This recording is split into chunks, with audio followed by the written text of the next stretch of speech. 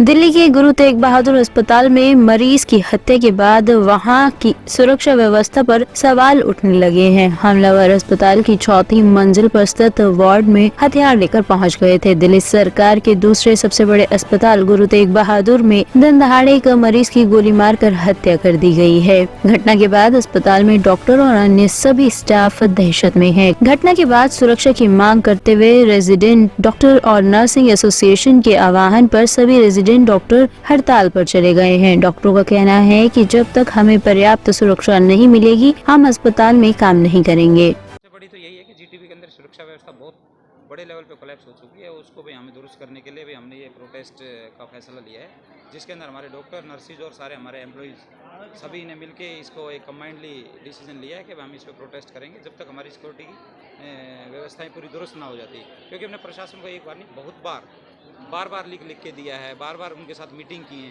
कि भाई हमारे प्रशासनिक व्यवस्था की तरफ से भाई उनके भी सिक्योरिटी के सुरक्षा इंतजाम मजबूत किए जाएं। पर बार एक आश्वासन मिलता है, पर उसके बाद भी हमें देखा है कि आए दिन डॉक्टर्स के साथ, नर्सिस के साथ, एम्प्लॉइज़ के साथ में आए दिन झगड़े होते हैं, मार पिटाई होती है।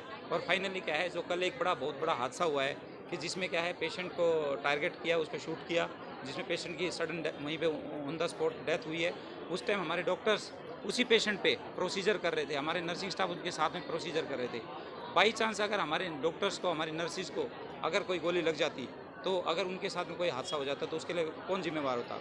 प्रशासन इन चीज़ों को अनदेखा कर रहा है। प्रशासन की तरफ से जो सुरक्षाएँ व्यवस्था की गई हैं वो बिल्कुल भी सही नहीं है।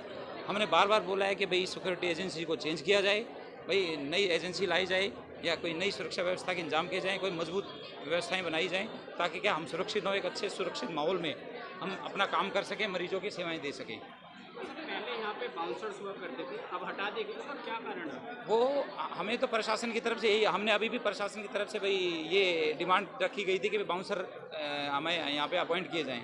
बाकी प्रशासनिक व्यवस्था दुरुस्त, उन्होंने हमें यही बोला है कि भाई प्रशासन ने कि भाई बाउंसर्स के पीछे सरकार की तरफ से रिस्ट्रिक्शंस हैं कि भाई उनकी तरफ से। कितने टाइम से ये जो एजेंसी है, सुरक्षा एजेंसी यहाँ काम कर रही है? हमें तो एक काफ़ी, अब मैं एग्जैक्ट ईयर तो नहीं बता सकता, बहुत लंबे टाइम से, काफ़ी वर्षों से हमें सुनने में आया कि भाई यही एजेंसी बार इसी को टेंडर दिया जा रहा है। अब टेंडर में क्या क्या कंडीशन है, क्या क्या चीज़ें हैं, वो हमें समझ में नहीं आ रही।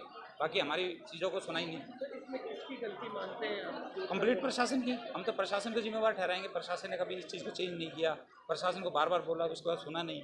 प्रशासन की तरफ से ये चीज़ें हों तो हम आज शायद हम आज इस स्तर पर हम प्रोटेस्ट नहीं करते। प्रोटेस्ट की वजह से आज किस चीज़ के लेकर काम कर रहे हैं?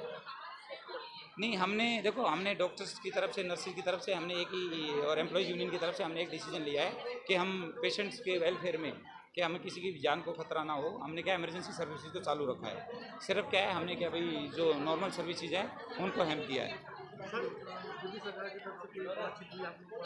दिल्ली सरकार की तरफ से अभी तक कोई अधिकारी, कोई मंत्री, कोई अभी तक हमारे से आके किसी ने अभी तक पूछा नहीं है कि भाई आप क्यों परेशान हो, क्यों प्रोटेस्ट किया। तो नाम बता दें एक बार। मैं डॉक्टर राधा जैन हूँ, IMA ईस्ट दिल्ली ब्रांच की प्रेसिडेंट।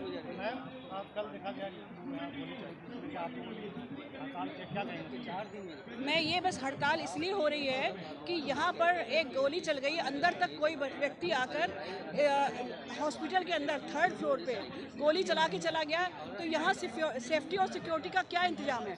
इसका मतलब यहाँ पर कोई सेफ्टी नहीं है, कोई सिक्योरिटी नहीं है।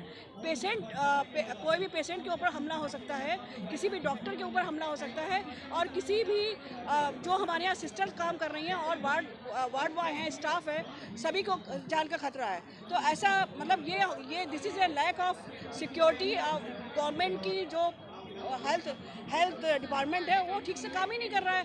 यहाँ पर CCTV भी नहीं उपलब्ध है। कुछ CCTV काम कर रहे हैं, कुछ CCTV नहीं काम कर रहे हैं।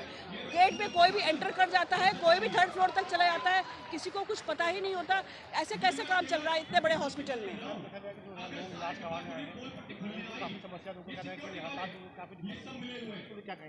हड़ताल से उनको नहीं, हमारा इमरजेंसी चल रहा है।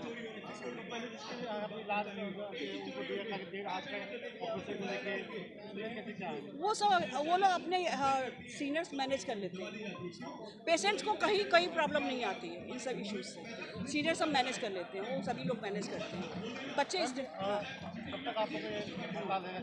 नहीं, हम लोगों का इशू यही है कि सिक्योरिटी पहले कराई जाए, प्रॉपर जो कैमरे हैं काम नहीं कर रहे वो काम करें, और हेल्थ मिनिस्ट्री में से बात करनी पड़ेगी, हमारे एलजी से बात करनी पड़ेगी कि हमारे यहाँ सिक्योरिटी नहीं है और उसके लिए कुछ ना कुछ ठीक से इंतजाम किया जाए, अदरवाइज ये हड़ताल चलती रहेगी। आपका ना सुनना आप यहाँ इलाज करवाना है, इलाज करवाना क्या समस्या हो रही है? मेरा हड़ताल चल रही है हड़ताल, और मेरा शनिवार को हालत बहुत ज़्यादा ख़राब हो गया। 18 तारीख मेरी डेट है और 4-5 दिन की हड़ताल है। मेरा ऑपरेशन 18 तारीख कैसे होगा? तो आप क्या चाहते हैं यहाँ पे? मैं सुधार चाहता, सुधार होना चाहिए, हड़ताल हटना चाहिए। हड़ताल की वजह कुछ मांग जाती है, हड़ताल हुआ है मांग वो हमको नहीं सर पता मांग जांच किस चीज़ का, हड़ताल का मांग जांच का हो रहा का नहीं।